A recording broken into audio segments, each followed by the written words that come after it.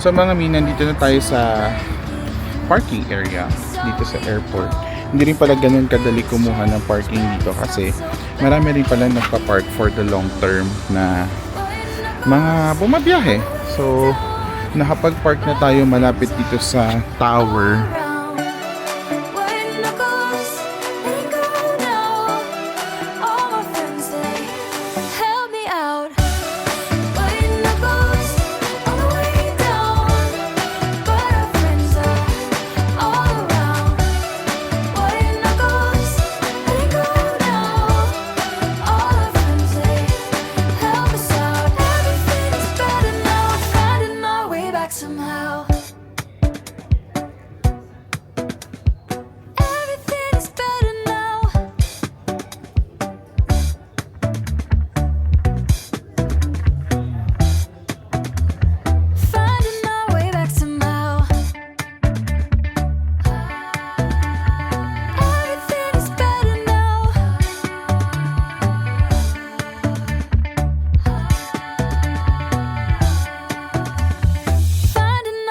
Somehow.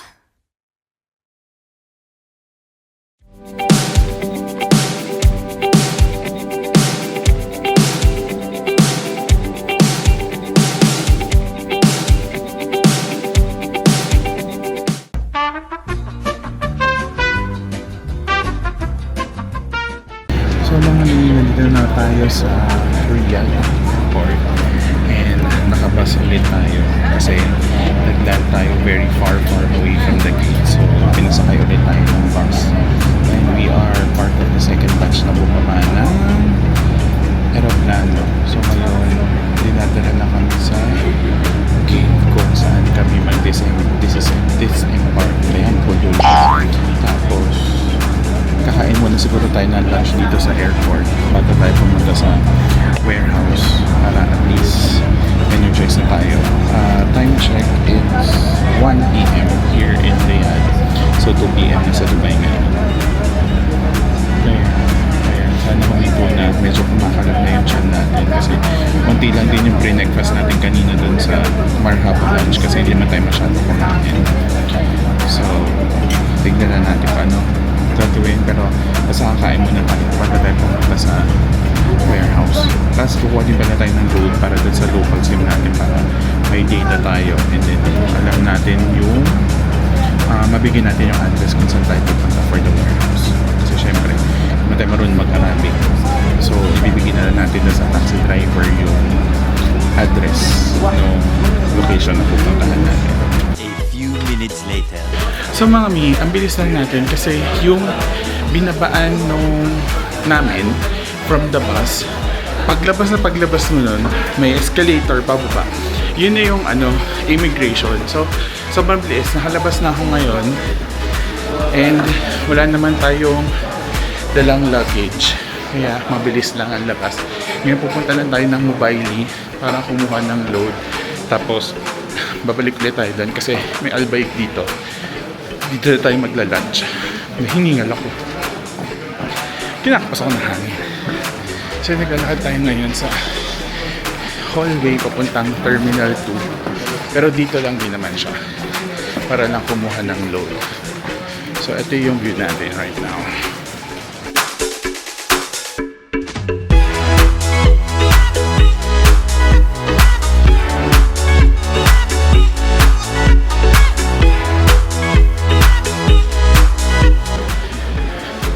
So balikan ko kayo mamaya, kukuha lang tayo ng load natin para may pang-contact na tayo, plus may data tayo para sa map papunta din sa warehouse natin.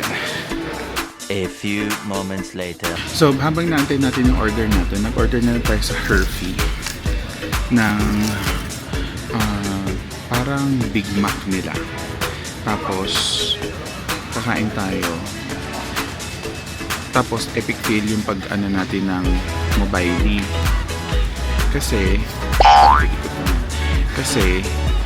hindi daw nag-work yung system nila. So daw makapag-load. So napilitan akong gumamit dun sa itisalat ko na roaming for 1 day para magkaroon tayo ng data at mapakita natin sa taxi driver kung saan tayo pupunta. Kasi paano ko bababiyahe kung wala akong data, di ba? Kung saan tayo dalhin. So, yun lang ang scenario natin ngayon. So, kakain muna tayo para dire-diretso na tayo sa warehouse. Pwede naman ako magtagal nun kasi alas 11 pa yung flight ko pabalik ng Dubai. So, carry lang na medyo magtagal tayo doon.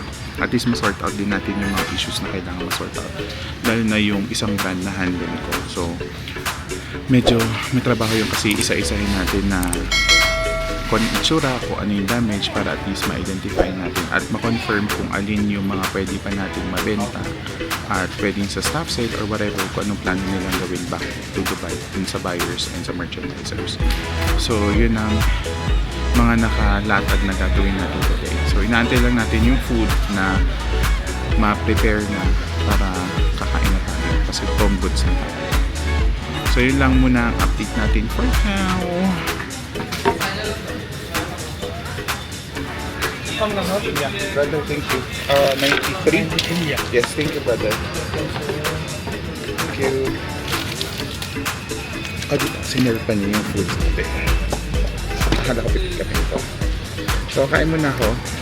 Patayin naman natin tong video. At mahirap ng ayoko nang binibidyohan yung sarili ko habang kumakain. So, kain muna tayo. So, burger, fries, lahat naman fast food. Kasi hindi pa tayo nag-gym today. So, good luck na naman tayo. So yun lang, kain muna tayo. I'll see you guys later. More moments later. So, ito na mga mi, tapos na tayong kumain. Pupunta na tayo ng ating warehouse para magpagtrabaho na tayo. So, nakuha ko na yung address. So, kuha na tayo ng taxi from dito sa airport. So, may nakaabang naman dyan.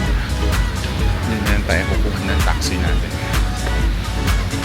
Siyempre, kailangan natin kunin yung receipt para may pang ma-reimburse natin siya. So yan, palabas na tayo.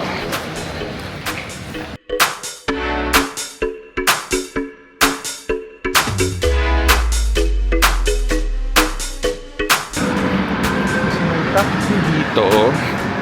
So hindi ko lang alam kung asan yung mga tao or nagdadasal ba sila. Pero alas 2. So posibleng nagdadasal sila. Tignan na natin dun sa office nila. So usually ito yung taxi na kinukuha namin dito. Pero check natin kung sino naka-standby. Ayan, meron na. Andito pala siya.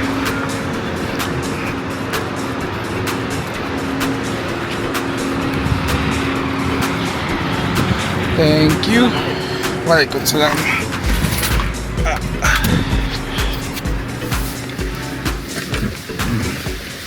So yan, pinabuksan na tayo ng pinto. So, sa taxi na tayo. Brother, data you have? Data? Address.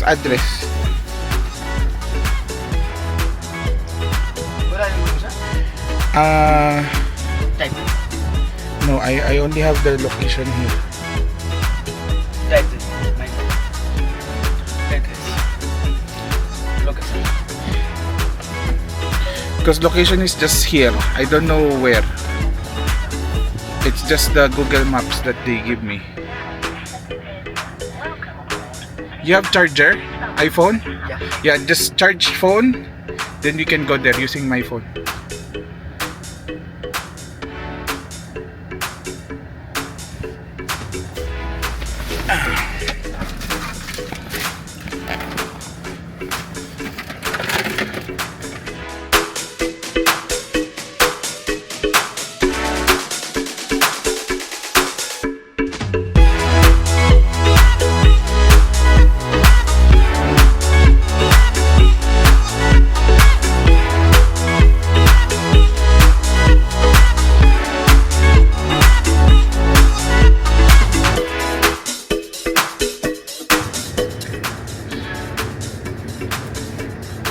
Here, but no worries.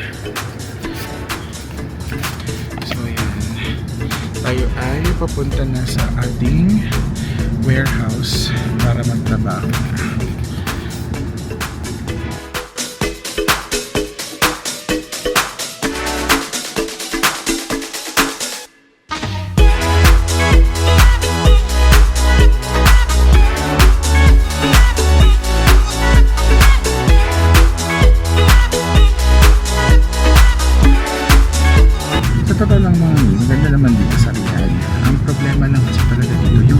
traffic. Ang OA ng traffic dito. Kaya ang hirap ding lumipat dito lalo na kung hindi ka sanay sa traffic. Plus, ang barugal magmaneho ng mga tao dito. Kasi nakakatakot. Magsisignal siya pag nandun na siya sa lane mo. Hindi yung before siya lumipat ng lane mo. Ganun kalala.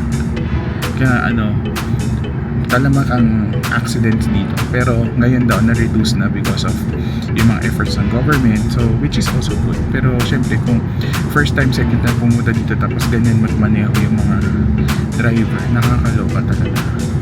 So, hopefully maayos naman yung pagmamaneho ng driver natin ngayon. And sana yung mga nasa paligid natin sa sakyan ay maayos din magmaneho. So yun lang muna ang latest update natin. Nakaalis na tayo ng airport, busog na tayo, and we're good to go and work pagdating natin sa warehouse.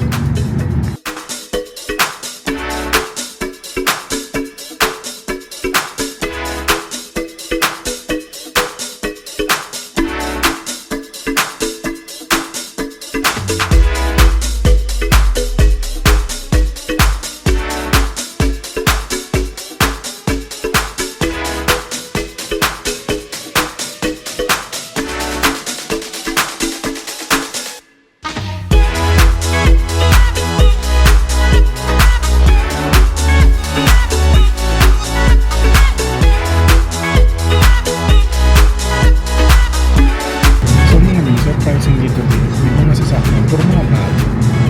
Yung last punta ko dito, puro mga sira-sira yung mga sasakyan. Pero ngayon, puro bago. Yung iba, hindi nga lang how much, pero bago. Walang mga sira, walang mga tama. Natutuwa ako. Magandang pag-welcome nila sa akin dito. Pero, yung driving ko medyo barugal. Pero nakakatulog naman ako sa pagmamaneho na yan. Di ba? Kalor. Ayun na mga mi. Medyo matagal-tagal pa tayo. 10 minutes pa bago tayo umabot dun sa ating destination. And it's already 2:15. Later. So mga mi, nandito tayo sa warehouse ngayon and nag-check tayo ng mga sapatos. Para at least alam natin kung ano itsura nila, ano ba mga laman nila. Like itong brand na to kasi hawak. So, check lang natin kung anong itsura and kung meron bang quality issue para ma-report natin sa supplier. Kasi sayang din naman binili natin tapos hindi naman natin pera ng kumpanya. Pero syempre, tayo kasi nag-process nito and nabayaran siya. Ngayon, kung hindi naman pala maganda yung quality ng pagkakagawa ng sapatos, syempre, balikan natin sa supplier at ngayon tayo ng compensation.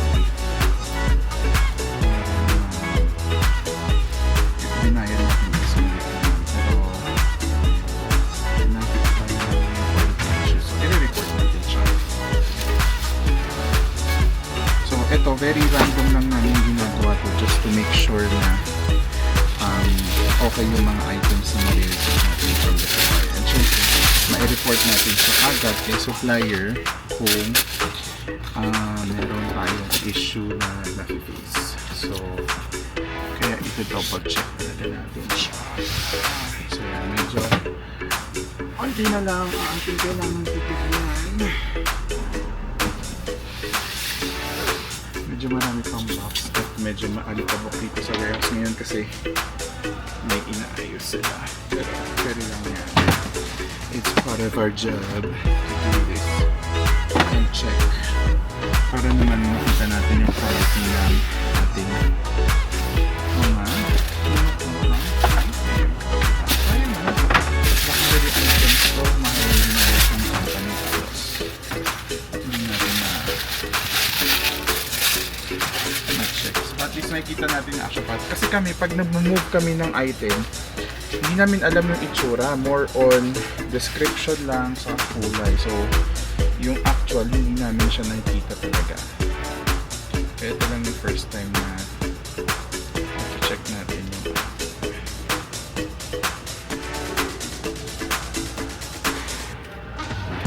So yun lang for now. Let me just do my work. Ibang ganda sa tapos shiny. So yun lang. I'll keep you posted. Many hours later. Hello mga mi! Pauwi na tayo ngayon ng Dubai. So hindi na tayo nakapag-video masyado na nakaalis tayo ng ating warehouse. Pero sinundo kasi tayo ng friend ni Joa Bells. So supposed to be igagala pa ako, kaso nagkamali kami, hindi kami nag-coordinate ng maayos na ang duty niya pala is 6 PM. And ang inisip ko, natapusin ko yung duty ko ng 6 PM sa warehouse. Tapos ang ini-expect ko na oras ng start ng work niya is 9 PM pa. So hindi kami nag-usap dalawa. Kaya ginawa namin, nag-drive-thru na lang kami sa Starbucks. Bumili kami ng Spanish latte. Ako, Spanish latte in order ko. Hindi ko alam kung ano yung order niya kasi nag-Arabic siya. So yun, tas din-ram off na lang niya ako ngayon dito sa airport.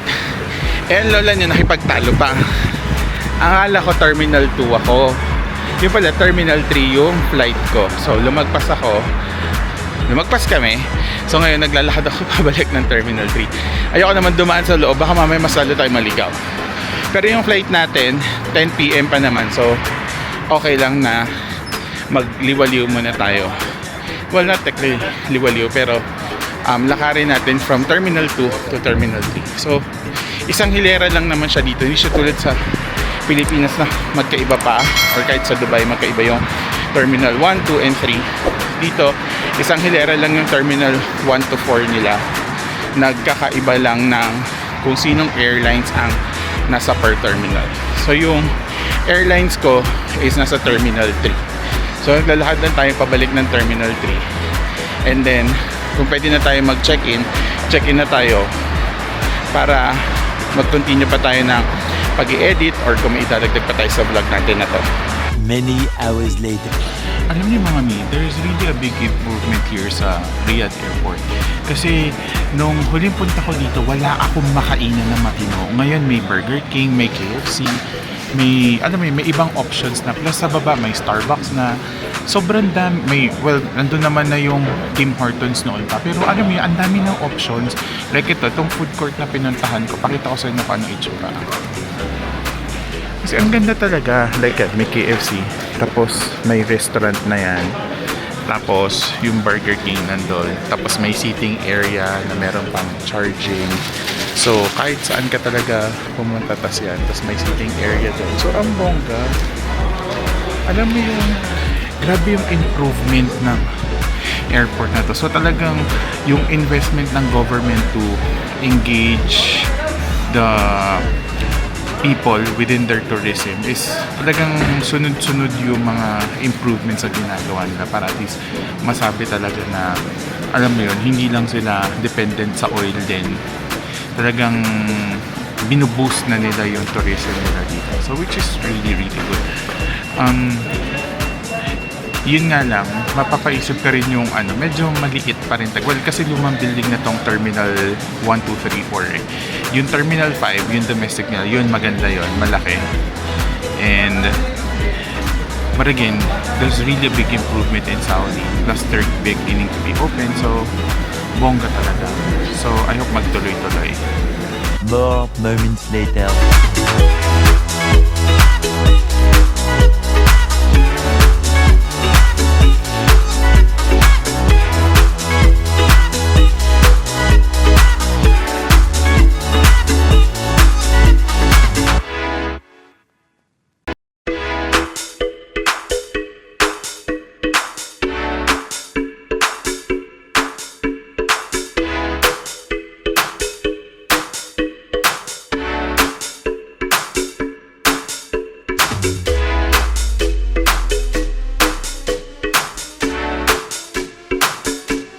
Much later. So hello mga mi, nakawin na tayo ng bahay. Asan na yun? Ikot. So mga mi, nakawin na tayo ng bahay. And it's already 3:04 in the morning and it's already Thursday. Quick sharing lang. So nangyari is pagbaba natin sa airport, natagalan tayong bumaba ng aeroplano kasi may mga elderly tayong kasabay sa plane. And then after that, natagalan din tayo sa immigration kasi yung smart gate, hindi gumagana yung passport natin. And parang first time ko lang na-experience yun. So kailangan natin pumila and wait sa queue ng mga 16 minutes kasi may timer na nakasulat doon. So yun, after that, ayun, nakauwi na tayo. Siguro mga 15 minutes nandito na tayo sa bahay. And yun lang. And that's it. Yun lang ang ating update for today. And sorry kung hindi masyado marami yung mga clips na ginawa natin sa Saudi. Specifically sa Riyadh kasi work-related yun. Hindi naman siya yung time na, alam mo yun, liwaliw. So wala masyadong good scenery. More on kung paano lang papunta sa warehouse, from the warehouse, kung ano yung nadadaanan natin papunta ng airport. So, yun lang. Yun na. So, that's basically it. And thank you very much for watching. And of course, kung nagustuhan niyo itong vlog natin for today, just hit the like button. And of course, you can subscribe to my channel and hit the all notification bell para updated tayo sa mga succeeding videos pa natin. And of course, always remember, positivity always wins. This is Asta from the Philippines saying goodbye. See you soon.